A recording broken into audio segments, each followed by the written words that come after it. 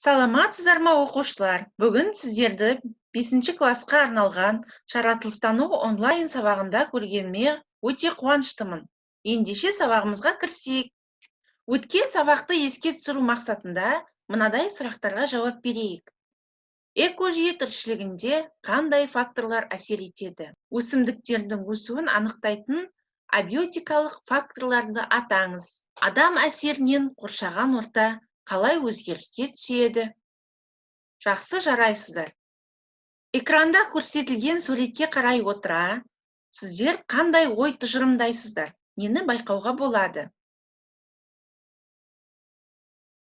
Тамаша.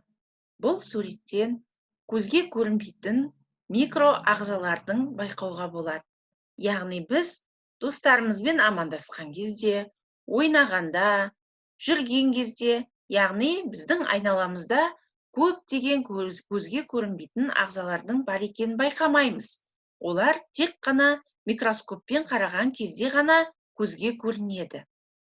Ендеше, бүгінгі жаңа сабағымыздың тақырыбы бір жасушалы ағзалар және олардың экожүйедегі маңызы. Яғни сіздер оқушылар бүгінгі сабақта бір жасушалы және көп жасушалы ағзаларды сипаттауды үйренесіздер. Өткен сабақтарымызда біз жалпы тірі ағзалар екі топқа бөлінетінін білдік. Яғни бір жасушалы және көп жасушалы болып. Соның ішінде бүгін біз бір жасушалы ағзалармен кеңінен толығырақ танысатын боламыз. Яғни оған бактерияларды жатқызуға болады. Бактериялар тірі ағзалардың ежелгі түріне жатады. Олар 3,5 миллиард жыл бұрын архей эрасынан бастап өмір сүріп келеді. Бактерия терминін гректің бактерион таяқша деген сөзінен шыққан екен. Ең алғаш бактерияны микроскоп арқылы көріп сипаттаған 1676 жылы голландиялық натуралист Антони ван Левенгук ашқан екен. Бактерия терминін 1828 жылы Кристиан Эренберг енгізген. 1850 жылы Луи Пастер бактерияның физиологиясы мен зат алмасу қасиеттерін, олардың ауру туғызғыштық қасиетін сипаттаған. Роберт Кох таяқшаларды зерттей отырып, олардың ауру қоздырғыш екенін анықтаған. 1905 жылы туберкулез ауруының себебін анықтаған үшін Нобель сыйлығын алған. Байерник және Виноградский микробиология және бактериялардың табиғаттағы рөлін ашудың негізін қалаған. Бактериялар жер шарының кез келген жерлерінде кездеседі. Атмосферада, мұхит түбінде, ағысы жылдам өзенде, өте қатты суықта, ядролық реакторда, тіпті қатты қайнаған сүтте де кездеседі екен. Ең көп кездесетін жері топырақ болып саналады. Топырақтың жоғарғы қабатында миллионға жуық бактериялар мекен етеді екен. Яғни, шамамен 1 гектарда 2 тоннаға дейін бактерия болады екен.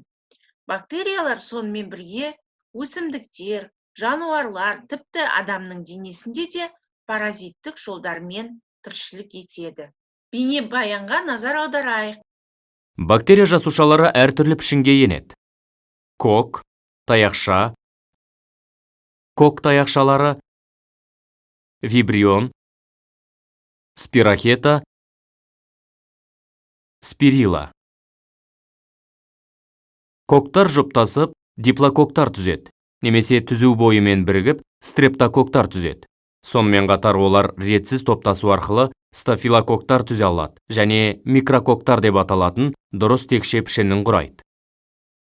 Жақсы, біз бұл бейнебаяннан бактериялардың түрлерімен таныстық. Ендеше, бактериялардың түрлері өте көп, яғни шіріту бактериялары, түйнек бактериясы, сүт қышқылы бактериясы, ауру туғызатын бактерия және топырақ бактериялары болып бөлінеді екен. Сүт қышқылы бактерияларды сүт қышқылдары тағамдарын дайындауда қолданылады. Мысалы, сиыр сүтінен айран жасаған кезде, жылқы сүтінен қымыз жасаған кезде, түйе сүтінен шұбат жасаған кезде осы сүт қышқылы бактериялары қолданылады екен. Және сонымен қатар, бір жасушалы бактерияларға жасыл эвгленалар мен вольвокс жатады.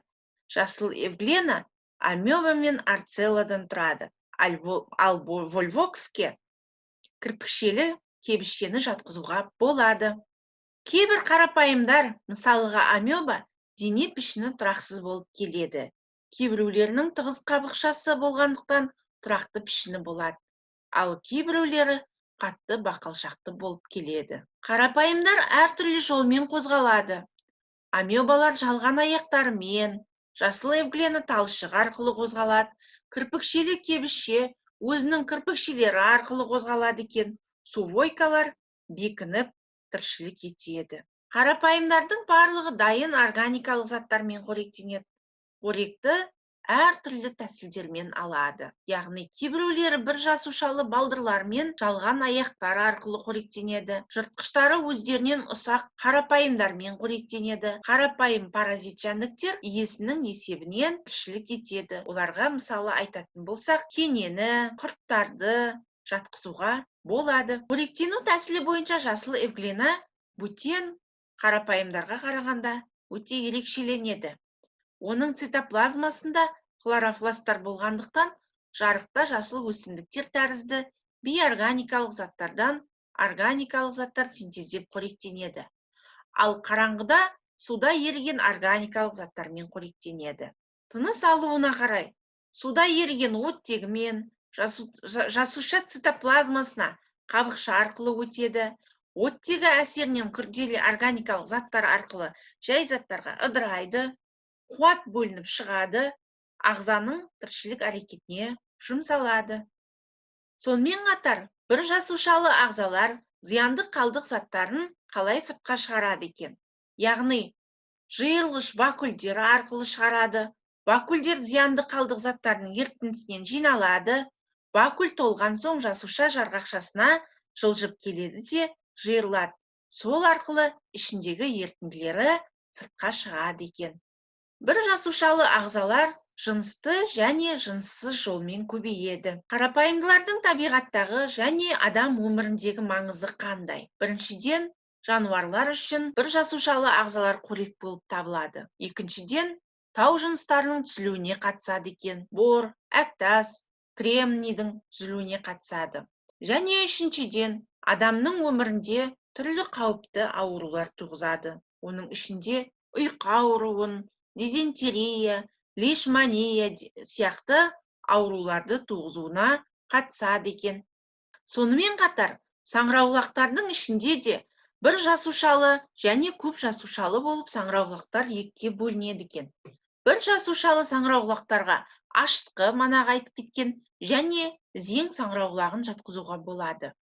Зең саңырауқұлағына мукор, пеницилл және аспергилл жатады.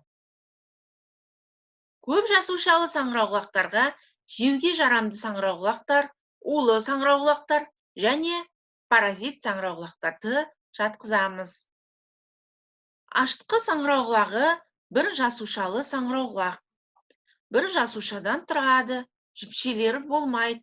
Жасуша пішіні дөңгелек болып келеді. Кей жағдайда сәл сопақшада болады. Сыртында қабықша, цитоплазма, бір ядросы, вакуолі бар. Басқа саңырауқұлақтардан ерекшелігі ұзақ уақыт оттексіз тіршілік ете алады.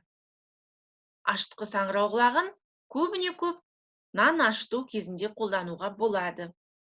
Ашытқы саңырауқұлағын адам қолдан өсіріп, өз шаруашылығына пайдаланады. Ашытқы саңырауқұлағы өнеркәсіпте кеңінен қолданады. Олар қантты ашытып, көмірқышқыл газы мен спирт түзеді. Олардың бұл қасиеті нан ашытқы өндірісінде және спирт өндіруде, түрлі шараптарды, сыраларды, сүт тағамдарын даярлауда қолданылады.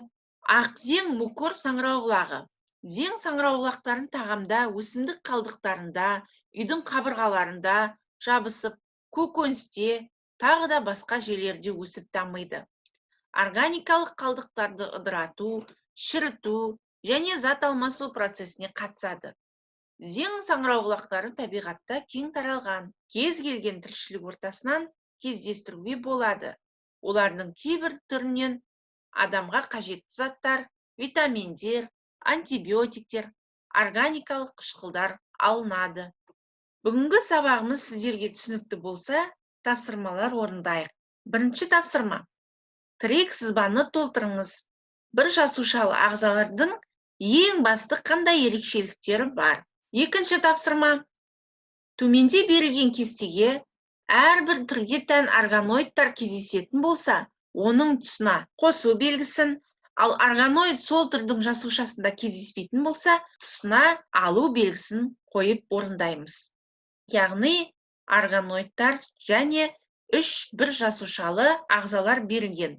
Соның тұсына қосу немесе алу белгілерін қою арқылы орындаймыз.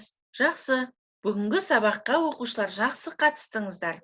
Ендеше кері байланыспен берілген тапсырманы электронды почта немесе WhatsApp желісі арқылы жіберулеріңізге болады.